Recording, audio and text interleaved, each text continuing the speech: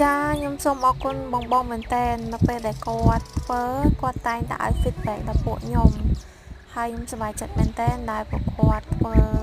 បានជោគជ័យទាំងអស់គ្នាអញ្ចឹងណាហើយខ្ញុំពិតជាសូមសរសើរមែនតើដោយគ្រាន់តែមើលវីដេអូដែលខ្ញុំបោះឲ្យហើយខ្ញុំបញ្ចូលចូលត្រួសពួកគាត់អាចធ្វើបានចាហើយខ្ញុំអត់មានអីទេគ្រាន់តែអរគុណពួកគាត់មែនតើដែលព្យាយាមប្រឹងមើលប្រឹងស្ដាប់ហើយយកទៅអនុវត្តអញ្ចឹងណាចឹងបងដែលថ្មីដែលចាស់ដែលចង់សាក